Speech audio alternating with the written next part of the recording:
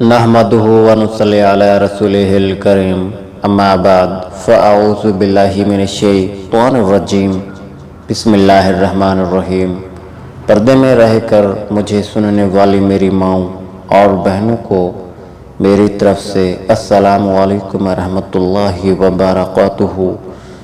امید کرتا ہوں آپ تمام احباب اللہ تعالیٰ کی رحمت سے ٹھیک ٹھاک ہوں گے۔ ہماری دعا ہے کہ اللہ تعالیٰ ہم تمام مسلمانوں کو پانچوں وقت کی نماز پابندی کے ساتھ ادا کرنے کی توفیق عطا فرمائے، آمین ثم آمین۔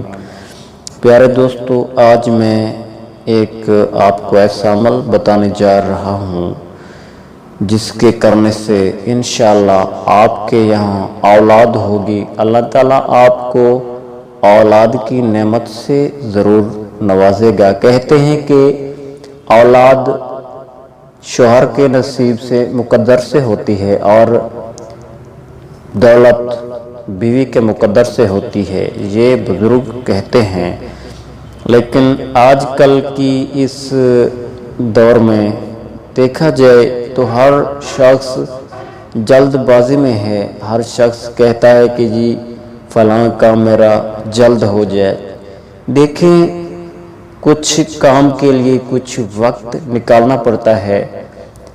اگر آپ کوئی کام کر رہے ہیں تو اس کو آپ وقت دیں گے تو وہ کام مکمل ہوگا۔ اگر آپ اس کام کو وقت نہیں دیتے تو وہ کام کیسے مکمل ہوگا؟ اسی لیے جو بھی آپ وظیفہ کریں پابندی کے ساتھ کریں اور پانچوں وقت کی نماز پابندی کے ساتھ ادا کیا کریں، انشاءاللہ آپ کا وظیفہ کامیاب ہوگا۔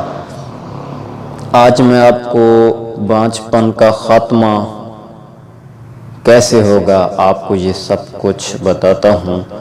اگر کسی عورت کو بانجھ پن کا عارضہ لاحق ہو تو وہ ہر نماز کے بعد 11 مرتبہ درود پاک پڑھے، پھر 21 مرتبہ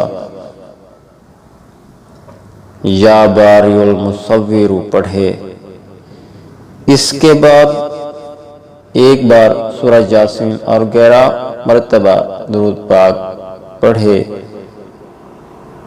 انشاءاللہ تعالی جلد ہی اس کی امید بھر آئے گی، اس کے ہاں اولاد ہو جائے گی اور حمل قرار پائے گا۔ بانجھ پن کے عارضہ کو دور کرنے کے لیے یہ عمل اکثیر کی حیثیت رکھتا ہے۔ آپ نے اس عمل کو احتیاط سے اور پابندی سے کرنا ہے۔ انشاءاللہ اللہ تعالیٰ آپ کو اولاد کی نعمت سے ضرور نوازے گا۔ جزاک اللہ۔